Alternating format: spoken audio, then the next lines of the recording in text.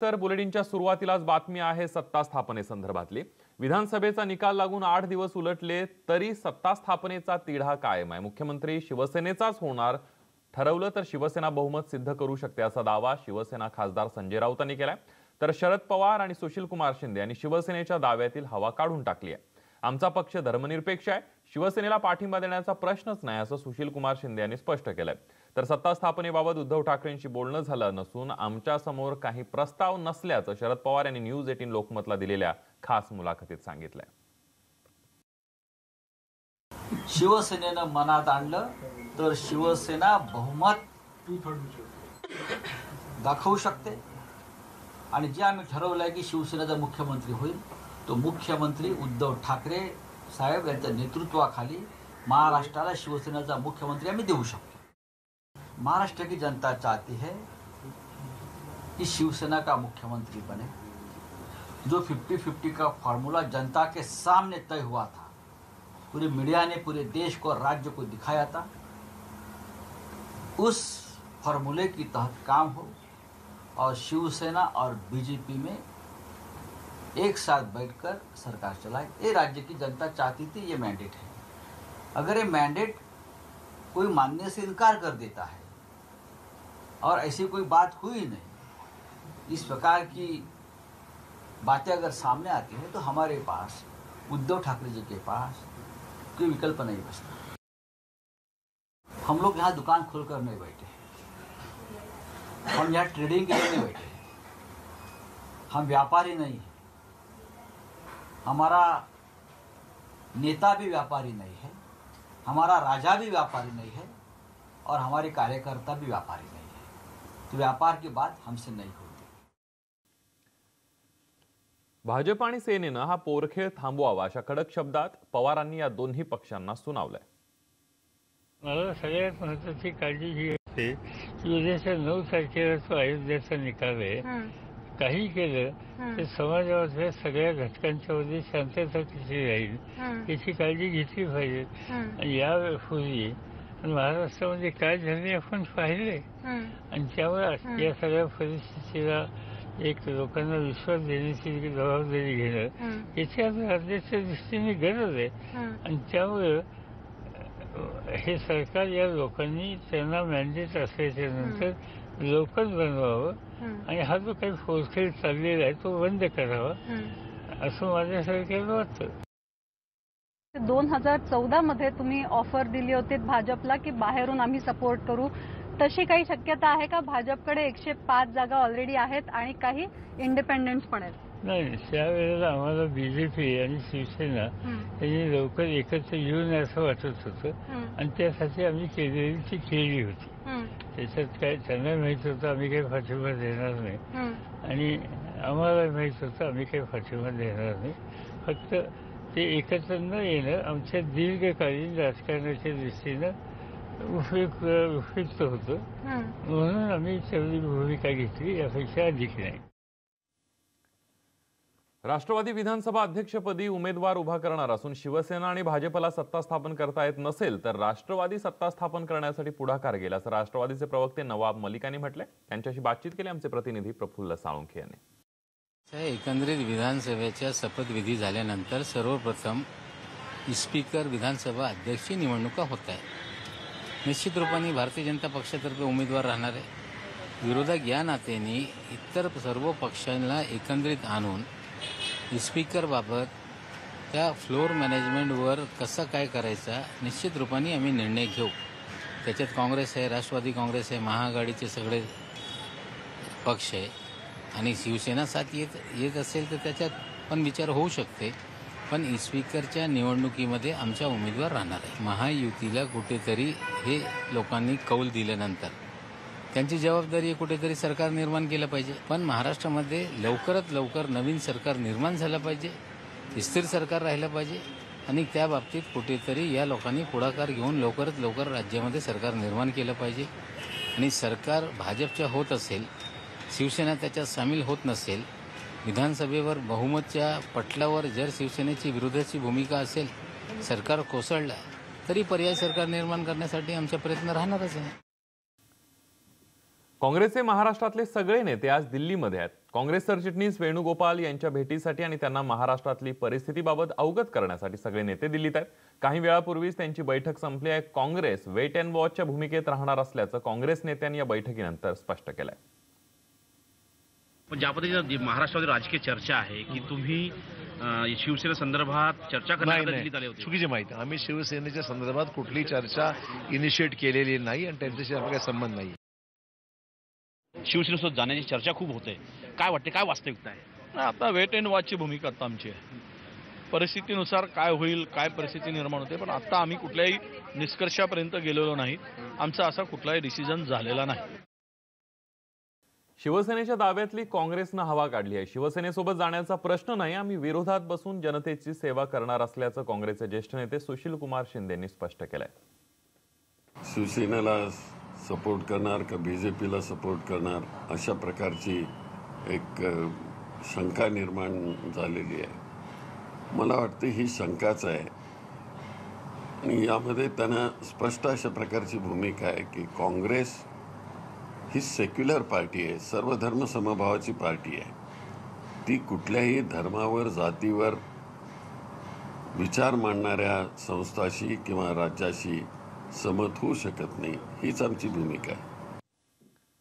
आणि याविषयी अधिक माहिती घेऊयात. प्रफुल्ल साळुंखे आपले प्रतिनिधी आपल्या सोबत होते. प्रफुल्ल, आपण बघतोय की एकीकडे संजय राऊत यांनी आपला मुख्यमंत्री होईल, आम्ही बहुमत सिद्ध करू असं म्हटलेलं आहे, तर दुसरीकडे काँग्रेसनं स्पष्ट शब्दामध्ये नकार दिलेला आहे. काय सांगशील या सगळ्या घडामोडींबद्दल?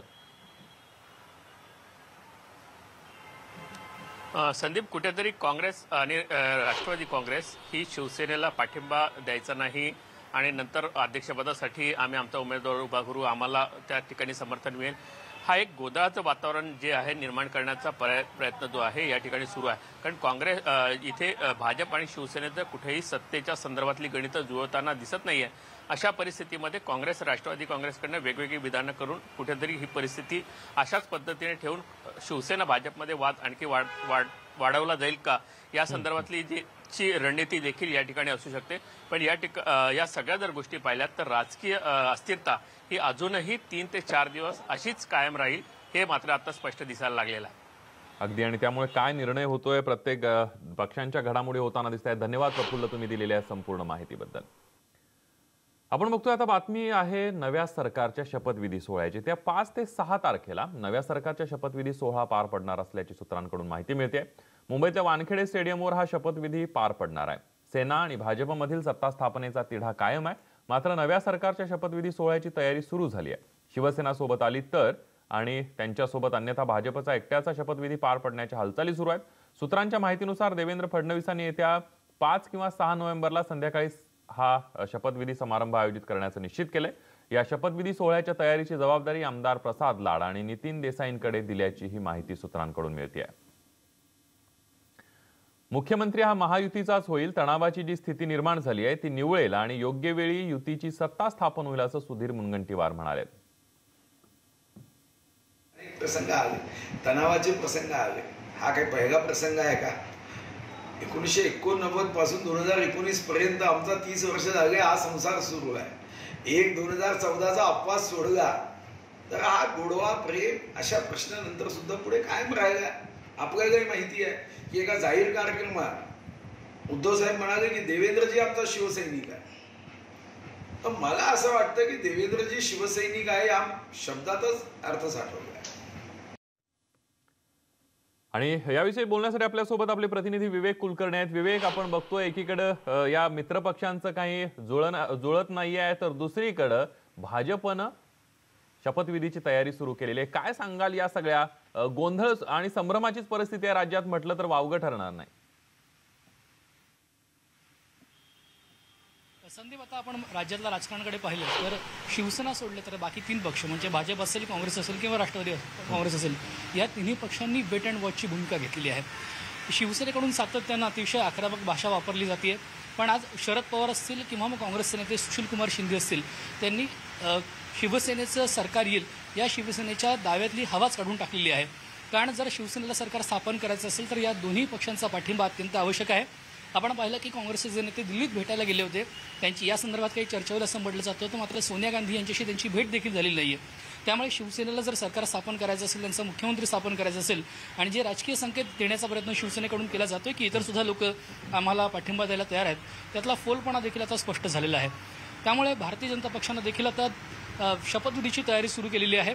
भारतीय जनता पक्षाला सर्वाधिक म्हणजे 105 जागा मिळालेल्या आहेत आणि आता जर अपक्षांची जर संख्या पाहिली तर 118 संख्या ही होते, कारण 105 भारतीय जनता पक्ष आणि 13 अपक्ष आमदार अशी 118ची संख्या आत्ता भारतीय जनता पक्षाकडे आहे.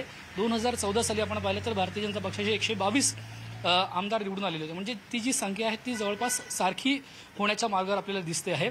आणि जर महायुतीला सरकार बनवायचा लोकांनी कौल दिलेला असेल तर त्याच्यानुसार काम केलं गेलं पाहिजे अशी भारतीय जनता पक्षाची भावना आहे. आणि म्हणूनच 5 किंवा 6 नोव्हेंबरला वानखेडे स्टेडियमवर शपथविधी करण्याचा भारतीय जनता पक्षाचा मानस आहे. आणि जर शिवसेना या दरम्यान आपल्यासोबत नाही आली तरी कदाचित हा शपथविधीचा कार्यक्रम करण्याचा भारतीय जनता पक्ष विचार करत आहे. कारण गेल्या वेळेस देखील भारतीय जनता पक्षाचा एकट्याचा शपथविधी तिकडे झाला होता, त्यावेळेस 10 जणांनी मंत्रिपदाची शपथ घेतली होती आणि त्यानंतर दीड महिन्यांनी जवळपास शिवसेना या सरकारात सामील झाली होती. त्यामुळे शिवसेनेच्या प्रेशर पॉलिटिक्सला एक उत्तर देखील भारतीय जनता पक्षाकडून या निमित्तानं दिलं जात आहे असंच आपल्याला म्हणावं लागेल. भारतीय जनता पक्षानं आता शिवसेनेतर्फे जी आक्रमक भाषा वापरली जाते त्याला फारसं उत्तर न देता आपलं राजकारण करायचं ठरवलेलं आहे. यात सगळ्यात 2 महत्त्वाचे नेते आहेत, ते म्हणजे देवेंद्र फडणवीस आणि उद्धव ठाकरे. या दोघांनी जर एकमेकाशी संपर्क साधून पुढच्या काही दिवसामध्ये सत्ता वाटपाचा फॉर्म्युला केला तर या दोघांचाही शपथविधी होईल. अन्यथा भारतीय जनता पक्षाने स्पष्ट संदेश दिलेला आहे की आम्ही आता सत्ता स्थापनेसाठी स्वतः प्रयत्न करू. अगदी. आणि त्यामुळे आता 5 ते 6 तारखेपर्यंत वाट बघावी लागणार आहे. या 2 मित्रपक्षांचं जुळतंय का आणि एकत्र सत्ता स्थापन करतायत का, की या दोघांचे मार्ग वेगळे असणार आहेत. धन्यवाद विवेक, तुम्ही दिलेल्या संपूर्ण माहितीबद्दल. आदित्य ठाकरे सध्या लहान आहे, त्यांचा अनुभव कमी आहे आणि त्यामुळे त्यांच्या मुख्यमंत्री होण्याबाबतचा आग्रह शिवसेनेनं सोडावा असं मत रामदास आठवले यांनी मांडलंय. तसंच अनुभव नसलेल्या आदित्य यांना मुख्यमंत्री बनवण्यामध्ये संजय राऊत यांचा काय स्वार्थ आहे असा सवालही त्यांनी उपस्थित केलाय. शिवसेनेनं सत्ता स्थापनेबाबत मांडलेल्या भूमिकेवर आठवलेंना विचारलं असता त्यांनी हे मत व्यक्त केलंय.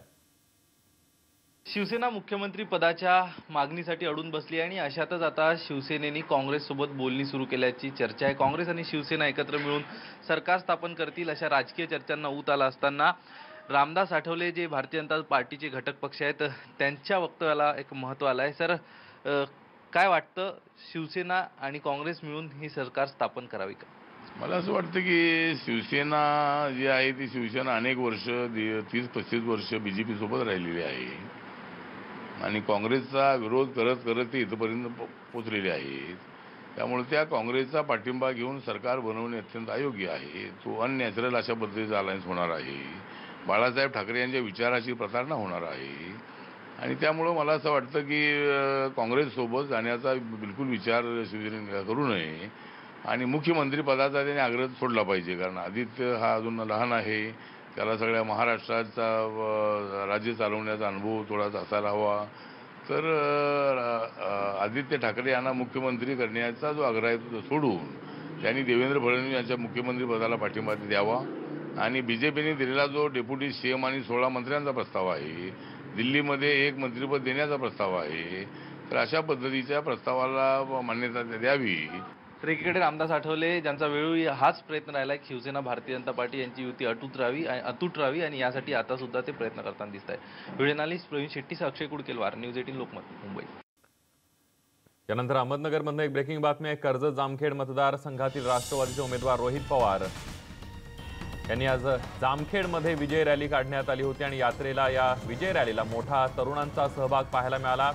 राष्ट्रवादीचे उमेदवार रोहित पवार विजयी झाल्यानंतर प्रथमच विजय रॅली काढण्यात आली. निकालानंतर रोहित पवार यांनी व्यक्तिगत गाठीभेटी घेतल्या होत्या.